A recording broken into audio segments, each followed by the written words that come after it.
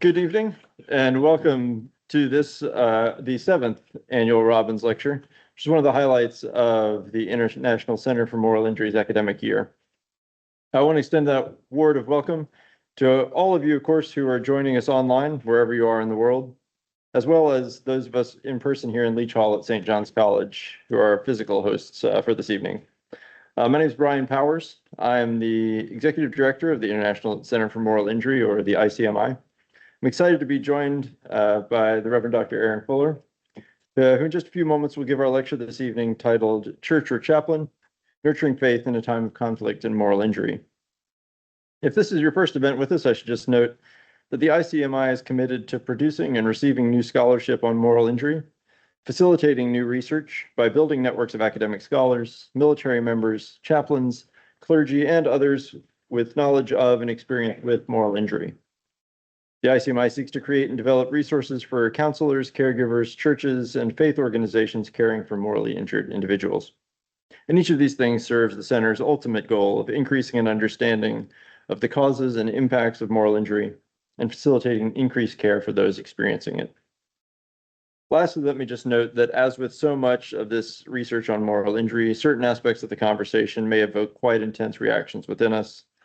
So please exercise self-care in stepping away if you need to, and know that there is help available if you feel overwhelmed. If you're online, Jane is posting the link to lifeline-international.com, and I'd certainly invite you to utilize the link to seek help if you need. If you're in person and need to step away, please do so, and feel free to speak to Jane or I if you feel overwhelmed. So without further ado, let me introduce our speaker for the evening. The Reverend Dr. Aaron Fuller is an ordained minister of Word and Sacrament in the Evangelical Lutheran Church in America, having primarily served in congregational settings. He also serves as a chaplain in the United States Navy Reserve, having served in several reserve and active duty assignments. Prior to ordination in 2013, Aaron served for 9 years as a submarine warfare officer in the United States Navy on active duty. His interest in moral injury is in clinical and structural forms, with a particular interest in church and military contexts. So it's my pleasure to welcome my friend and colleague, Aaron Fuller. Aaron.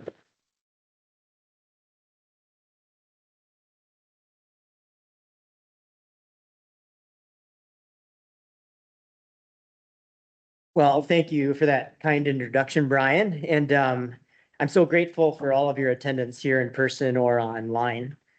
And I have to admit, I'm a bit nervous because when Brian approached me with this proposal to do this lecture, I started doing a little research on my own and noticed I am not a lot of the people that have done this before. Those people are working on PhDs, doing really wonderful research.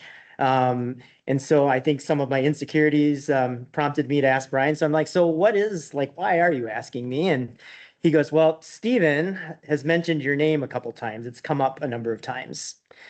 For those of you in the military, when someone like Stephen mentions your name, it's kind of like the admiral or the general mentioning your name. It's never for a good reason. And so we'll see how this goes tonight. But I would like to thank the ICMI, Jane and Brian, for their leadership. But I think, and not only just organizing this lecture, but I know you talk about network. Brian talked about network. What they've really created here is a community. In my own experience, I've met wonderful people and connected with wonderful people across various disciplines, literally from all over the world, around this important concept of moral injury. And I would say it feels like more than a network, just sharing research and ideas. It really feels like a community where we're supporting and thinking of each other. And so thank you to you, Brian, to Stephen and Lydia and to Jane for creating that community, that worldwide community around moral injury. I thought I'd start this evening with two short stories.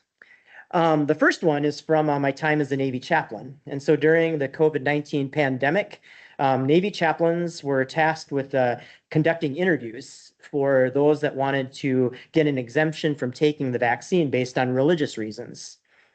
And so a young Marine private, which is like a junior enlisted person, about 20 years of age, asked me for one of these interviews.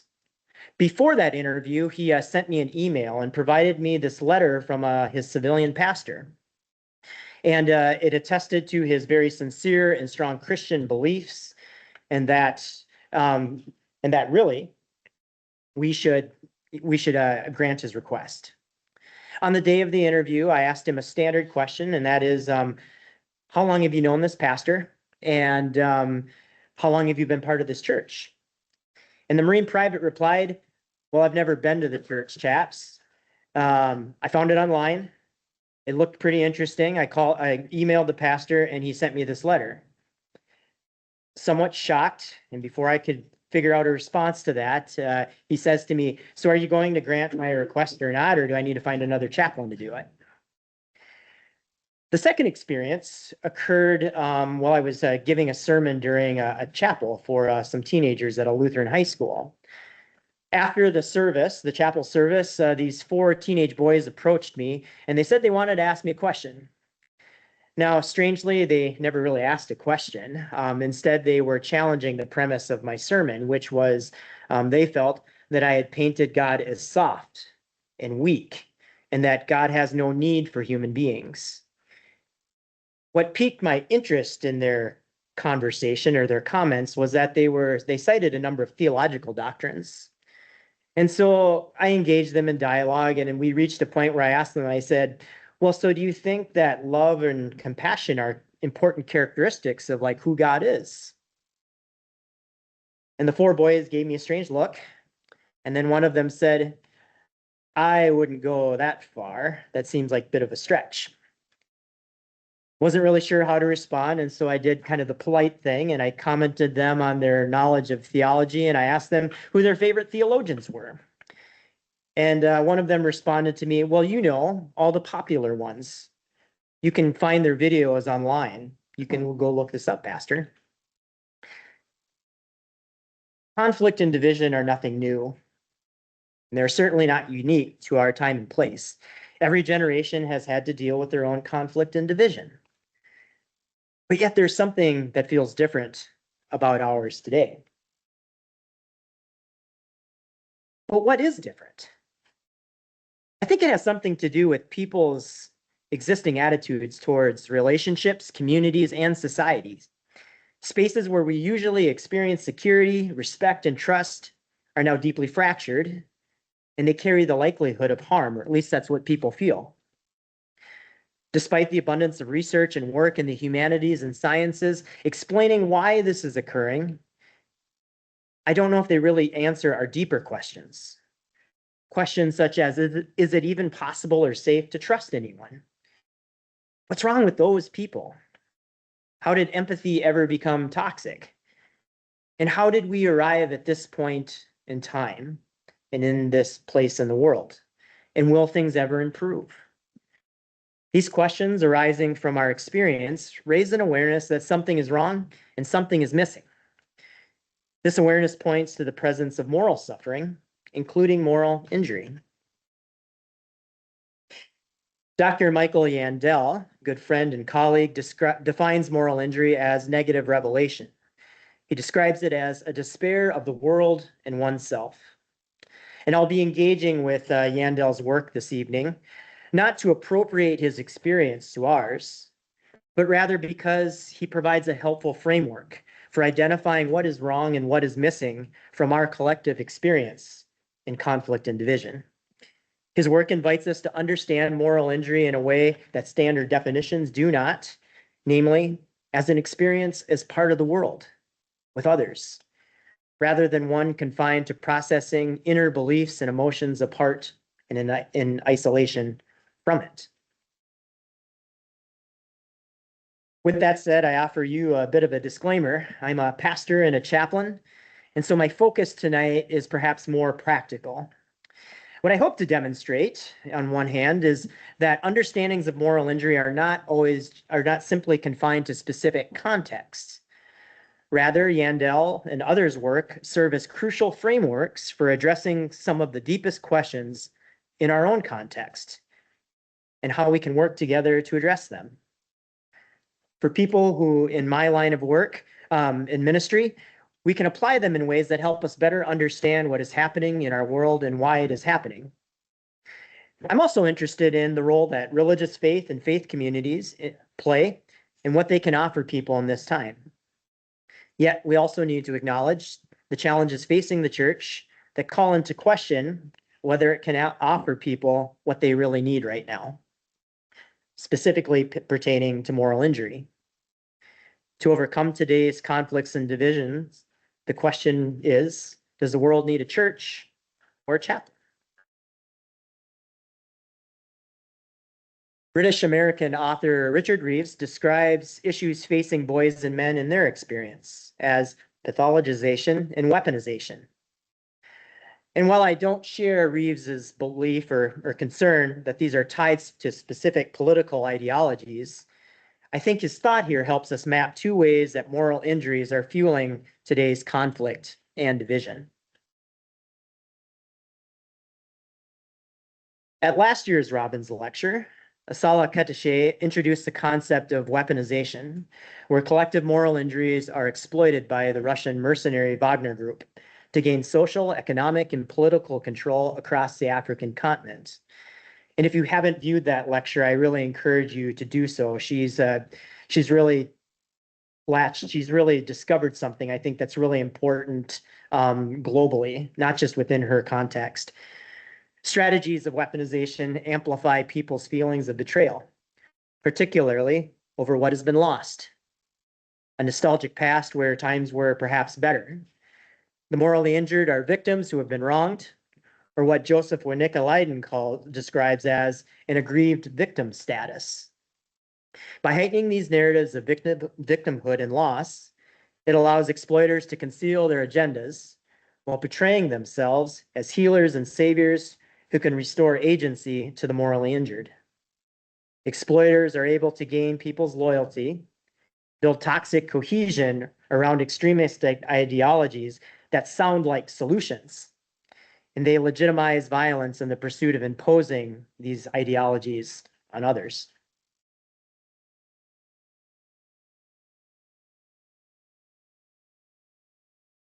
There has been much discussion about pathologizing moral injuries, especially with the recent inclusion of moral problems, including moral injury, in the Diagnostic Statistical Manual for Psychiatric Disorders, or DSM.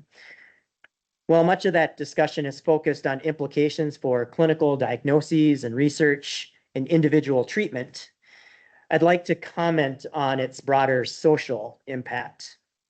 David Roden, in this quote here, wrote a really brilliant essay on the ethics of psychology. And he makes a really important point. What we can conclude is that when the moral aspect of moral injury is lost, we reduce moral injuries to something that is understood as simply unnatural, toxic, or maladaptive. What this does is it leads to a hyper-focus on one's own emotional pain and the need to eliminate it or legitimize it. Elimination of pain leads to what American psychiatrist Keith Mader calls therapeutic prosperity culture, where individual happiness is the goal, consumerism is the means to achieve it, and suffering is a product of personal failure. Disturbingly, legitimizing one's own pain has taken the form of pathologizing those who are different, including their beliefs and their ways of living, despite their legitimacy. People's humanity is expressed as toxic and unnatural pathological behavior. In either form, other humans and social relationships are viewed transactionally. They are only means to increase an individual's happiness or validate their sense of self, all in the name of reducing pain.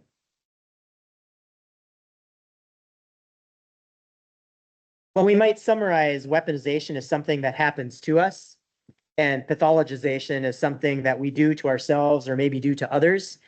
They both have the same effect, the same kind of aim.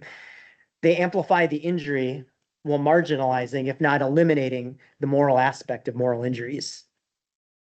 Equating our morality to our emotional pain leaves us vulnerable to moral manipulation, and it leads to moral confusion. Our deeper questions no longer matter. The only focus is on our pain. And despite our better reason, perhaps, moral fundamentalism and moral individualism become viable options, if not the only options. To reduce or legitimize our pain, we want everything clearly defined or not defined at all. However, the absolute certainty of moral fundamentalism feels manipulative, and the freedom of moral individualism feels insecure. In this hyper focus on the injury and on pain, I think we sense that something is missing and something is wrong. Morality, often seen by sociologists such as Emil Durkheim as possessing the capacity to build social cohesion, is now frequently met with suspicion or indifference. So why can't we just agree with what's moral and ethical, or just agree on that? A set of virtues and values that all of us will sort of align to, and then we can just resolve all the conflicts and divisions and go home with the day. I think there's another aspect of this that I'm noticing in my own work as a pastor and a chaplain. The effects of weaponization and pathologization have made us obsessed with behavior. It is my belief that conflicts and divisions are largely a result of, among other things, condemning the behavior of others, affirming our own behaviors, arguing about policies and politics that regulate collective behavior, and battles over the right beliefs and virtues as representations of absolute truth, which in turn dictates what behaviors are moral to the collective.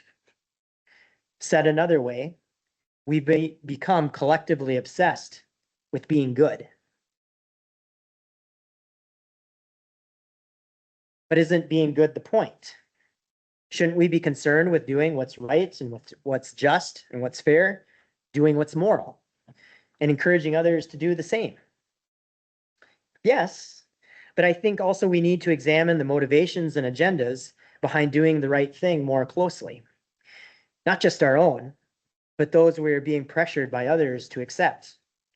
We can't dismiss our sense that underneath our obsession, this obsession with behavior, something is missing and something is wrong. Or, using the Andel's words, something is being stolen from us. This is at the heart of today's conflict and division, and this is what is morally injurious.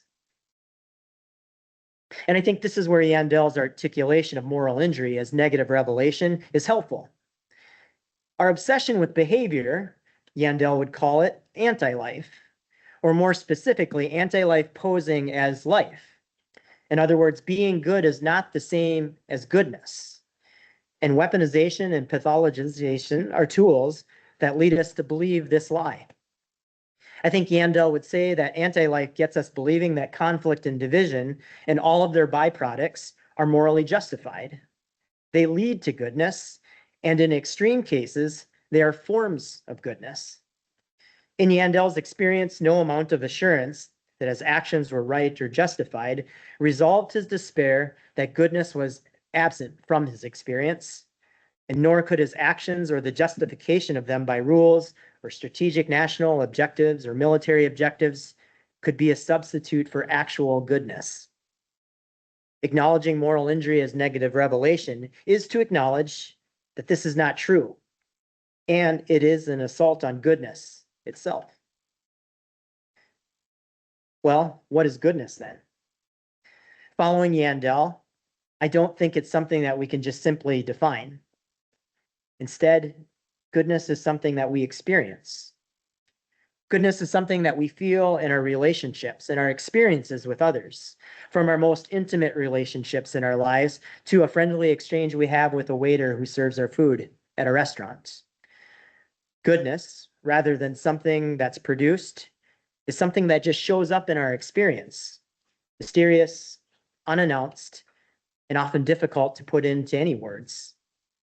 I'll revisit this later, but moral injury as negative revelation is also the recognition that goodness is missing from these places in our lives, and that this recognition alone carries something important. Yandel's work clarifies what we sense is missing and what is wrong, and thus what is fueling conflict and division. Negative revelation calls us to see this obsession with condemning and legitimizing behavior through weaponization and pathologization for what it is. It is anti-life. Anti-life is a lie that collective goodness is something that we take by force and that we cultivate on our own. It turns us away from true life, the possibility that goodness emerges on its own from our collective human experience. Mysterious and spontaneous, perhaps, yet powerful and hopeful. Now I'd like to turn our attention to religious faith and the church. For those of you that are agnostic or cynical or frustrated, or maybe just flat out reject organized religion these days, I would like to at least propose to you that many of us still believe that faith and the church are somehow connected to the idea or the notion of goodness. In their respective works examining the role of religion, specifically Christian churches in the West, Woodhead and Brown, Smith and Taylor identified that these beliefs still exist somewhere deep in people's consciousness. It's been named as spiritual but not religious, or what Taylor calls as echoes of the transcendent.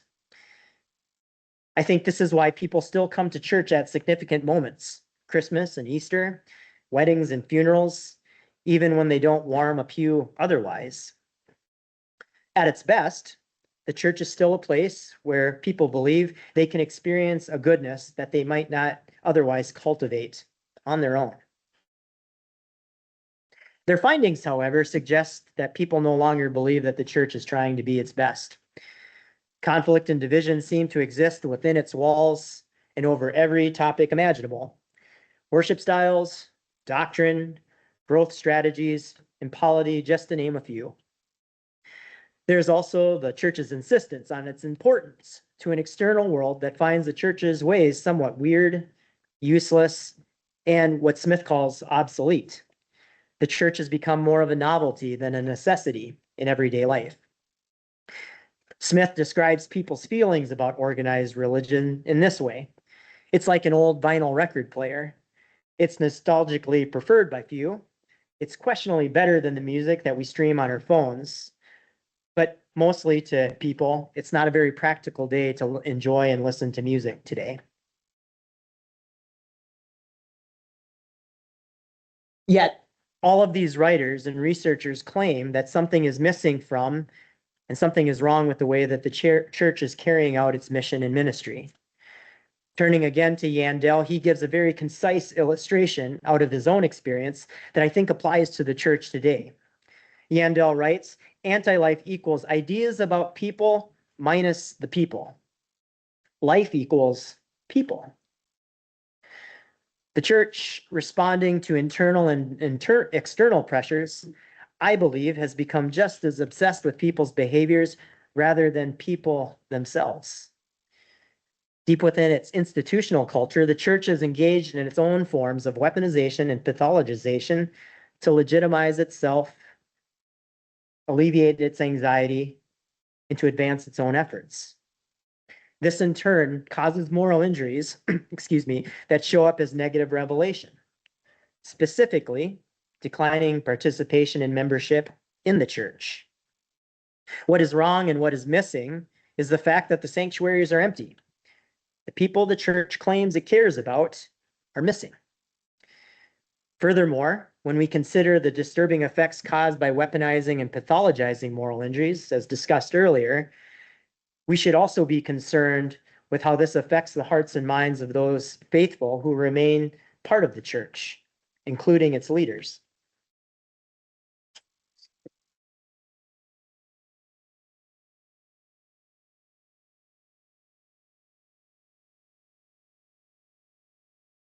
Speaking of people, how do church-connected moral injuries affect their faith? In a separate 2005 study, Christian Smith characterized the religious faith of American young adults as moral therapeutic deism. Some of you may have heard the term. It's been around for a long time. But its basic tenets are, the goal of life is that God wants you to be happy and to feel good about yourself. You should generally just be a good, nice, kind person, and that God has no ongoing presence in your life unless you have a problem to solve. I would argue that moral therapeutic deism is the faith of many people today, young and old. It is a faith that's individualistic and transactional, and it's narrowly focused on, if not obsessed with, behavior, with being good. I think drawing from Yandel, I would characterize such faith as anti-faith, posing as true faith. It posits that faith can exist as something entirely private and as a commodity to be possessed in order to achieve personal happiness. It also asserts that faith can be a weapon to be used to vanquish one's own ideological enemies and opponents in the name of God's justice, for example. Anti-faith claims that this is all good faith. What I find disturbing, though, about such notions of faith as anti-faith is that there's no need for a relationship or an experience with the divine, the transcendent, or even with other human beings. Yet I think most of us know that faith does require a relationship and an encounter with something other than just ourselves. True faith, at least in the Christian narrative, calls people to relational and concrete ways of collective being and collective living, expressed through virtues such as love, sacrifice, forgiveness, and humility. Now, while virtue is certainly important, and this might be a good direction for us to go this evening, I do think we often make the mistake of rushing too quickly to moralize virtue, and we fall into the same trap of obsessing over behavior. Yandel's concept of negative revelation, though, holds us accountable for this. I think we need to reject, as Yandel would say, any expression of faith that removes a relationship and encounter with an other. This is a significant and a very important turn, and it also opens us up to another possibility for faith, and that is shared experience. Sharing our experience with others, whether with the divine or other human beings, is an act of faith. Sharing our experience opens us up to mystery, possibility, and the potential that goodness will reveal itself through and among others. Yet, I want to take this one step further. While the act of sharing our experiences is important, the space of shared experience is just as crucial. Spaces of shared experience are explicitly good in and of themselves. And I think the reason today's conflict and division are so hard to overcome, or at least that's what we believe is true, and that's why it's causing us so much despair, is because we lack such spaces. And we don't believe that such spaces are transformative. Moral injuries have caused us to fear entering into any relational space these days. And unless we're making progress or deriving some tangible benefit from them, these spaces hold no value. Thus, relational spaces are only about guaranteeing personal safety, and therefore they need to be tightly controlled and hold no ideological ambiguity. However, as my mentor, Dr. Rita Nakashima Brock, is fond of saying to me, in learning, you can't guarantee safety. You can only guarantee respect. All of this underscores how vital it is to nurture a faith in spaces of shared experience, especially across differences. They are the good that's missing from our lived experience. So how does the church nurture such a faith? With all the challenges that I mentioned before, is the church even capable of nurturing such a faith, or do we need something else? Again, does the world need a church, or does it need a chaplain? I'd like to propose a third way, and that is, rather than choosing between the two, the world needs the church to be a chaplain.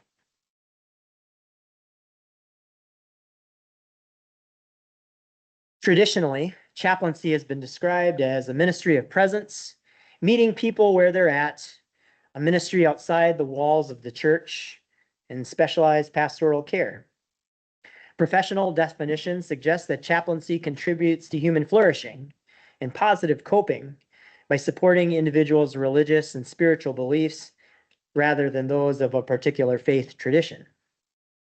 The uninformed understand chaplaincy, and I think a lot of military chaplains know this, is it's simply listening. The chaplain's just a really nice guy to talk to, or gal to talk to. Now, these are all valid ways of describing chaplaincy, but I would like to offer my own perspective this evening related to moral injury. Chaplaincy is a ministry that tends to negative revelation, the awareness that goodness is absent or has been lost. Chaplains, through their present and their diverse skills, nurture faith by creating and inviting people into spaces of shared experience where goodness emerges, is affirmed, and connected to. I think to describe this, a story would be helpful. And so allow me to share one, quick one here. During one of my active assignments as a Navy chaplain, I was sitting in my office at the end of the day, getting ready to go home to my wife, Kelly, when an enlisted sailor came down and said, "Chaplain, the executive officer, or XO for short, wants me to come find you. And she says she needs you now." And I asked what for, because I wanted to go home. The sailor, she said she didn't really know, but she said the XO emphasized the now part, so I think it's pretty urgent. So I walked up to the XO's office, and where I found her, and she was quite panicked. She pointed to the office across the hallway, and she just said to me, "He's in there. I need you to go do your thing." Not really sure what my thing was. I walked into the office and I found this severely distressed officer who had gotten some really horrible news after returning from a deployment. And it caused him to declare in conversation with the XO that he wanted to kill himself. So I sat down, listened to the sailor primarily, talked with him for a few hours, and I was able to get him to calm down to the point where he felt he would be fine on his own and that suicide was no longer a risk or a concern. After the officer was escorted away by a corpsman for further care, I walked into the XO's office just to let her know about the situation and that the officer would be okay. And she said to me, "Chaplain, I don't know how you do it, and I don't really understand what you do, but I'm glad you're here to do it." Years ago, I had a very experienced pastor tell me that chaplaincy was primarily a ministry to strangers, and that only in pastoral ministry would I ever get to know people in a really deep way. Recalling our discussion earlier about the changes within the church and the impact of societal changes on it, I wondered, as the church becomes strangers to the people it's trying to reach and care for. As a parish pastor, I've noticed a shift. I've heard colleagues in both the United States and here in Europe express that the role of pastor seems to be waning in influence, and it's becoming foreign to people, just as the church is. Yet, pastors continue to pour their hearts and souls into their callings, often at their own peril sometimes, and we're seeing the effects of that: disillusionment, burnout, and moral injury. However, while chaplains may just be strangers ministering to strangers, there is a clarity about their role that doesn't exist in pastoral ministry as we know it today. There seems to be no hesitation in calling a chaplain into distinct moments in people's lives. Chaplains are called upon in times of crisis, distress, and uncertainty, when people are wrestling with grief, death, and injustice, and when people are despairing about God, the world, and oneself. And this affirms that chaplaincy is fundamentally a ministry that tends to negative revelation, those places and experiences where people notice that goodness is absent or it's been lost. And as a ministry that tends to negative revelation, it's why I believe research has proven that chaplains and the spiritual care that they provide are highly effective in recovery from moral injury, amongst a host of other things. Chaplains create and invite people into spaces that seek and rediscover the goodness that is missing or lost. But chaplains do this also because they believe that the space itself is inherently good. What I'm suggesting this evening is a reorientation of the church's identity and mission, a reorientation towards chaplaincy that tends to moral injury as negative revelation. I'm inviting those interested in the church's role in healing conflict and uniting people across divisions today to think of chaplaincy as central to that role. rather than something that's on the margins. And so what might this look like? And I'd like to offer just a few thoughts, perhaps to help us later with discussion. There's much we already know about recovery from moral injury, especially pertaining to what's called social support. Peer support groups, ritual from religious and cultural traditions, and the music and the visual arts offer spaces where narratives can be shared today. And they can be shared freely, without judgment, and then those narratives can be met with unconditional acceptance. And there's tremendous work being done in this area. In fact, a lot of that work is being shared through the ICMI, which is kind of my way of foot stomping the ICMI. And in the past 4 years, I've been privileged to work alongside Dr. Rita Nakashima-Brock and her teams at formerly the Volunteers of America and now the Chaplaincy Innovation Lab, teaching social support approaches to social, psychological, and religious and spiritual professionals. What's interesting is that the number one comment from participants is how much they needed a space to talk about their experiences of giving care to people with moral injury, and then also with their own experiences of moral injury. One participant reflected, "I appreciate that I was never made to feel somehow lesser in this space because I don't possess educational degrees or professional credentials that others have. And I appreciate this space because there's nowhere else in my professional or personal life that I can talk about moral injury in this way." In other words, the space just felt good in a way that other spaces in their lives do not. And the space was more important, perhaps, than the learning and information that they gained through the program. I wonder how the church and those who carry out ministry within it can learn from moral injury recovery practices, particularly in the ways that they create space for shared experience. Rites, rituals, prayer, and pastoral care are more obvious ways, perhaps, but I also wonder about worship, preaching, and teaching. Reimagining the church's longstanding practices in ways that tend to people's need for care and to be heard and to explore their narratives while still maintaining those practices' integrity is fundamental to chaplaincy, and they can be for the church's ministry practices as well. American practical theologian Andrew Root explores different aspects of the church and ministry in his 5-volume project, Ministry in a Secular Age. Drawing from the insights of Charles Taylor, Root proposes that God is a minister, recalling God's acts of ministry within scripture and theological tradition. Root's work has warranted serious consideration, particularly in churches in the United States and in Germany. And it prompts me to ask, why not God as a chaplain? This would signify an important theological shift, one I believe that helps the church come to terms with the presence of moral injury in its institutional culture and structures, as well as the conflation of the institutional church with what we know as the gathered or the theological one, the one we know where people come together from all walks of life to a place where goodness can be experienced collectively across those differences. Claiming God as chaplain also shifts the orientation of church leaders to what I call a moral injury-informed or MI-informed way of leadership.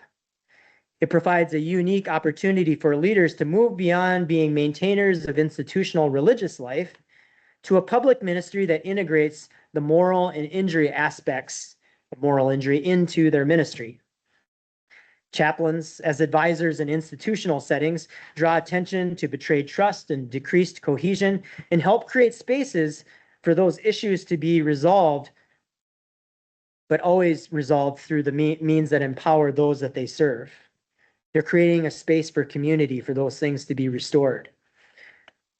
MI-informed leaders, I think, in the church can balance the church's theological commitments with ethical ministry that upholds the dignity of people while doing so. A final point on this, as the church and pastoral leaders find themselves increasingly on the margins of society rather than at its center, it would make sense that models of the church's identity and mission that assume the church's primacy in people's lives and in society are no longer effective. Perhaps chaplaincy is a model that has often been thought of as on the margins of the institutional church's ministry, is the model that helps the church come to terms with its own anxieties about the future and also enables it to reach people in their time of need.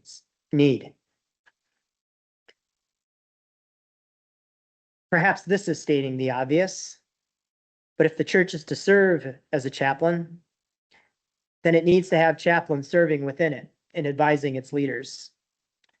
With all the challenges that I've discussed to this point, the burdens on those representing and carrying out the church's mission and ministry are substantial. And who cares for them? Clergy and leaders are not infallible, but chaplains can be aware of the presence of moral injury amongst other forms of distress and can provide leadership that invokes interpersonal and collective processes of confession, forgiveness, and reconciliation among those leaders and the people they serve. The presence of chaplains within the church also legitimizes and serves as a way to teach others what is possible through the inclusion of chaplaincy in its mission and ministry. To serve as a chaplain, the church must also learn what chaplaincy actually is, and who better to teach it than chaplains.